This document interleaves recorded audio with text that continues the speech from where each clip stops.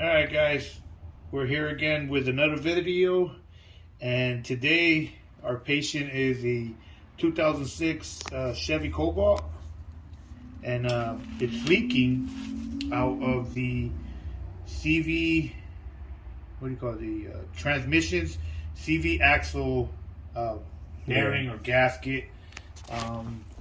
Let me show you what it is. It's basically this piece here that's on the transmission. You know, with this piece, it connects to the CV axle. So this gasket is leaking, and so we're leaking tranny fluid, and thus it's we're low on transmission fluid, so it's not really going into gear properly. So I'm changing that today. Let me see if I can give you a shot of what we're changing here.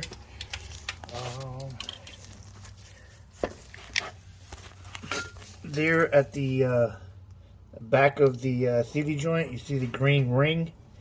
That part is leaking. You can see all the oil and residue here. But this car's been leaking for a while. So we're about a quart down. So we're going to replace that. And to replace it, we have to remove the CV axle, which is this here. And very simple to do.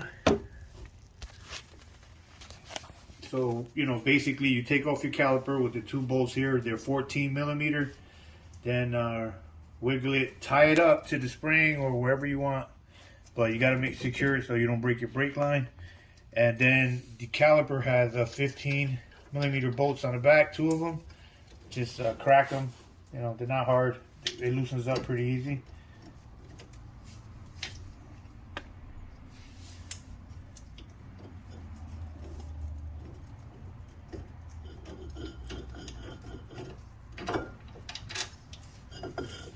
Take the bracket off, and then your rotor just comes off pretty easy. And now to separate, you have to get some about an inch or two of separation from this. So and remove your nut from here. I already removed mine. So basically I need to create a little bit more space. I got to open it so you can either take off the tie rod, you know, pop those out, but it's much easier just to loosen these two bolts out. So loosen up the sensor, you know, slide it backwards. There's a little clip underneath it, just clips off, so you're good. And then these two bolts here on the these two bolts right here on the shock tower are the ones I'm taking off. And we're going to remove those. I'm going to unclip this. So make sure you unclip that. You just squeeze it.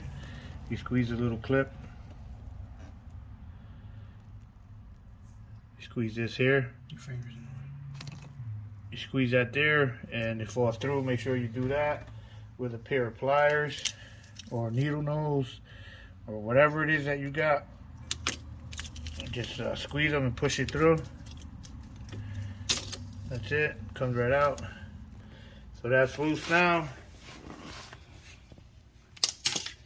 And remember to break the shock tower. It's an 18 millimeter nut. Comes off once they crack, it's pretty easy.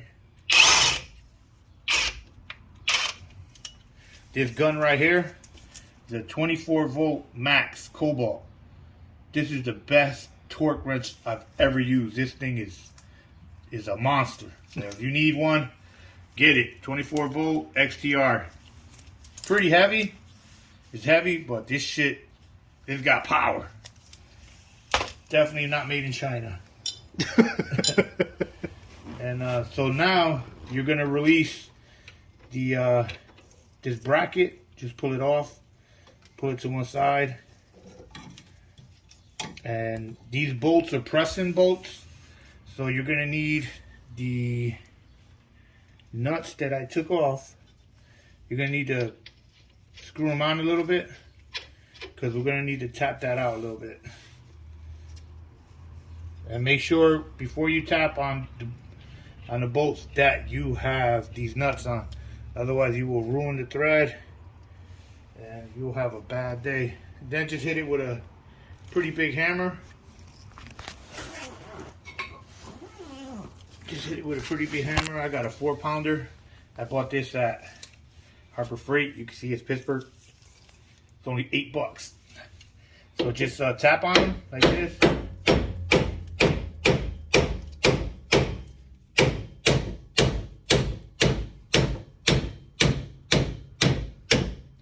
And they're up. Then just finish unscrewing it.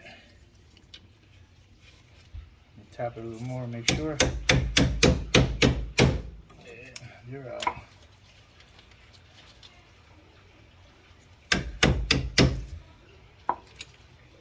They do get corroded a little bit while they're in there. Same thing on the bottom one. Unscrew it a little bit more. Finish tapping it out. But make sure you're tapping on the nut so you don't have any issues. And then, that's it. Take the nuts out. And now these bolts should come out. We're going to get a jack to put under here so it doesn't just fall down. Just to give it some support. Just put a jack underneath it. And just, you don't have to raise it, just a little bit, you know, just in case it falls down.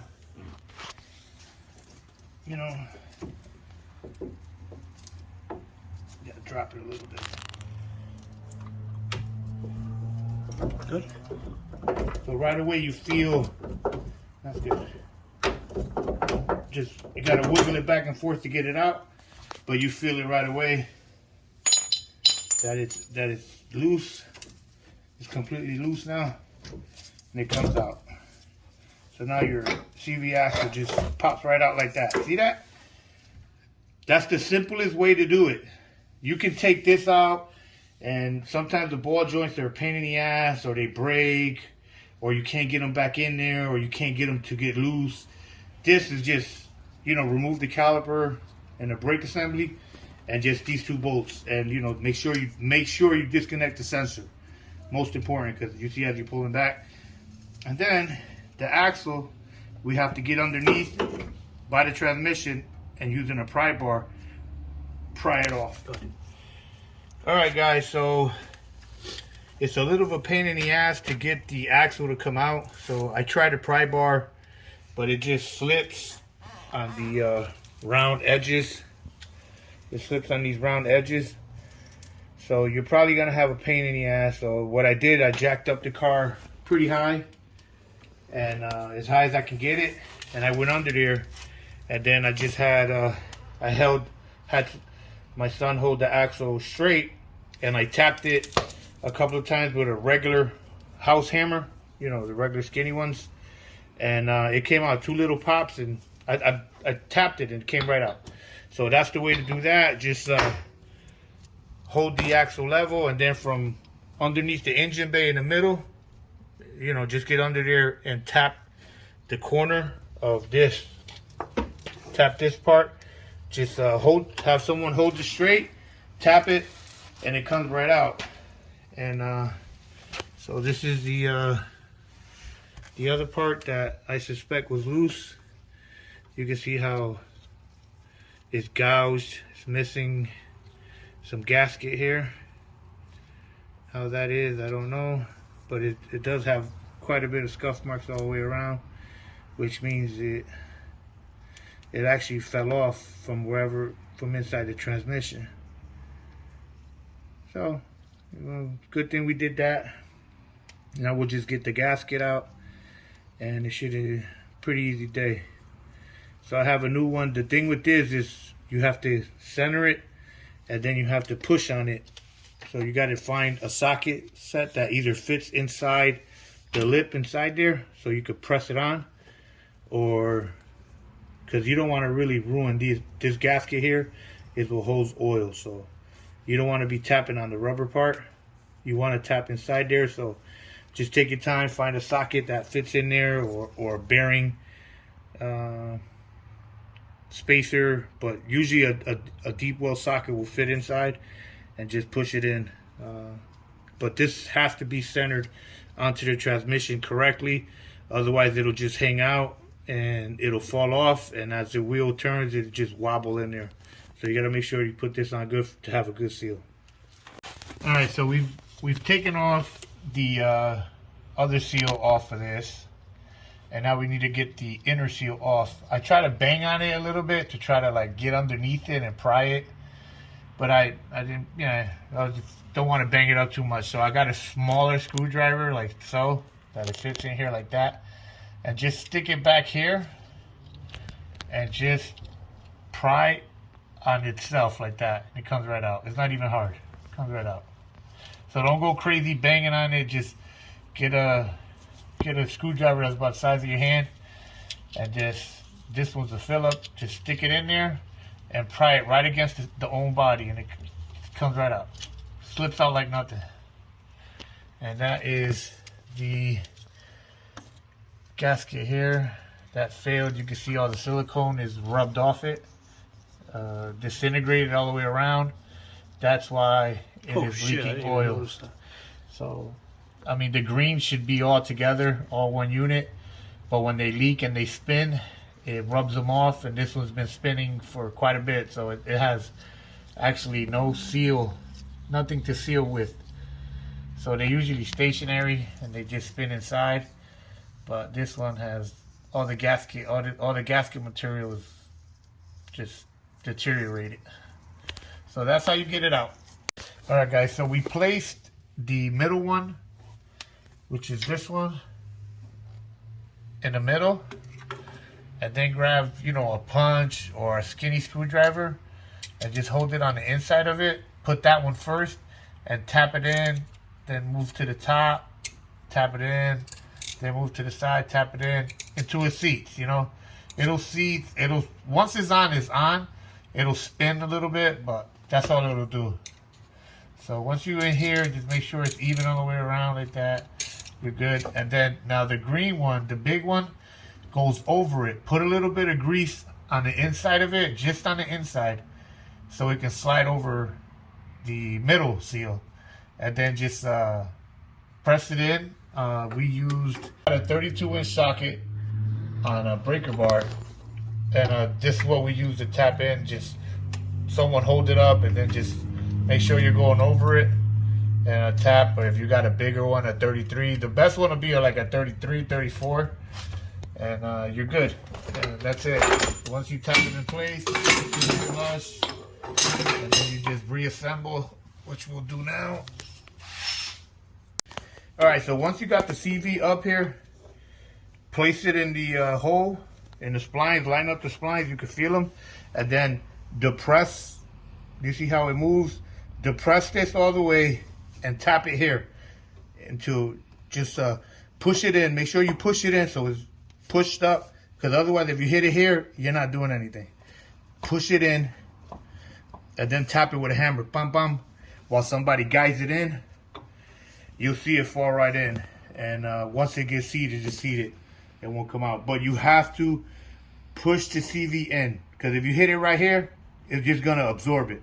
So it's made to do that. So you have to push in on it so it bottoms out, and then tap it. Tap it a few times, bam, bam, bam, it goes right in. And then just place it back in the splines here, in the bearing. Just line it up, goes in like that. And then we're gonna reverse what we did earlier. Use our same bolts.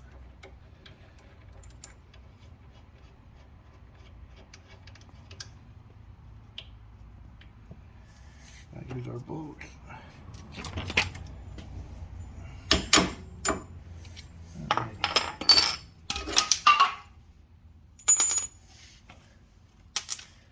That's why this method here is the best, because it's quick to reassemble. Just line things back up like so. It's beautiful. Oh, shit. You got it? Yeah. Alright guys, so to get that bolt into the shock absorbers, they're a little bit awkward to get in there because you got to find the right angle. So anyway, once you get tired of the wiggle, let me show you real quick how I did it. It helps, it helps someone, it helps you while you hold it. But if you grab a screwdriver and you stick it in the back here, it'll help you manipulate. You could wiggle it a little bit or back like this. I did it backwards a little bit just to get the pivot, and then the bolt goes right in. That's all you got to do. Once it's in, goes right in, and then just remember to just push them in while they're loose like this, and to line up the splines, what was there before, and then just tap them in like so.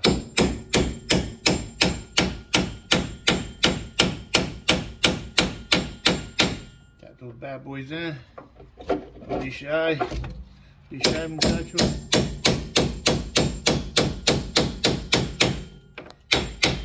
Beat it like you used to beat it when you were a kid. Yeah.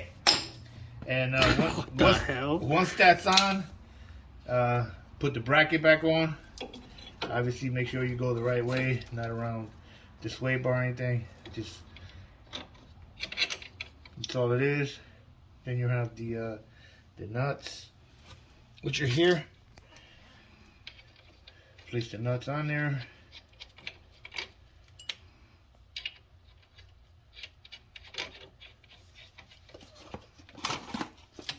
If you're lucky enough, you got one of these bad boys.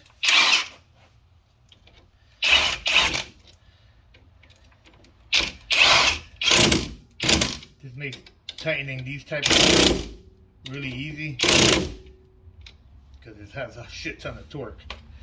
Like, it can actually break the bolts. So just reattach the harness back in its place, clip it in. That's there, and then we're gonna put the axle nut. We're gonna put the axle nut on exactly right now. Where is the washer? Wash right here. Just place the washer back on. The wear sign is where the nut went. Just place that back on there like that. And of course, you tighten it up.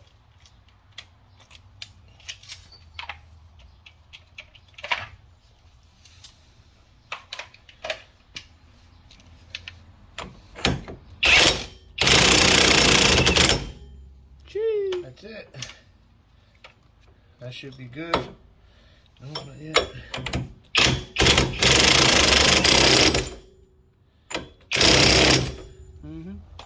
That was good. Make sure it's nice and tight. You're good. And now we'll put on the caliper again.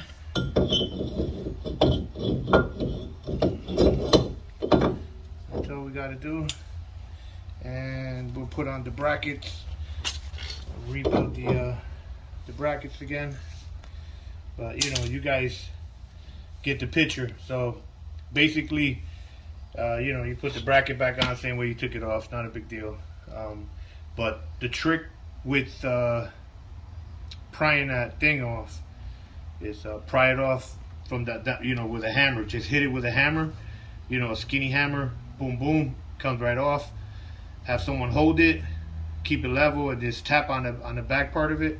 It pops right off, and then taking these two bolts off is the easiest way versus the tie rod and all that. So you don't have too much of a pain in the ass. And just when you're putting the bolts back in, just with a screwdriver from the back part, just wiggle it so you line them up and get one started, and then the other one, line it up, get it started, and just tap them back through. And that's basically how you repair the bearing seal. So take your time, pushing it in.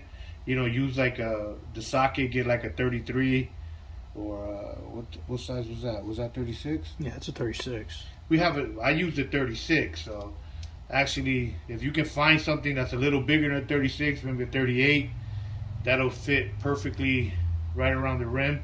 So, you know, this one squeezes it a little bit. You might dent the inner seal, but a 38 or a 37 is a key, you know, for the socket to bang in those that one main seal. And that's it. So that's pretty much it. Just taking it out again with a short screwdriver. Just put it underneath and use the body of the case, and boom, it pops right out. Because otherwise you're gonna go crazy hitting it, and it's not moving because it's, you know, it's in there tight. Just pop it out from the inside, and that's basically it. All right. So have fun. Give me a like, a subscribe.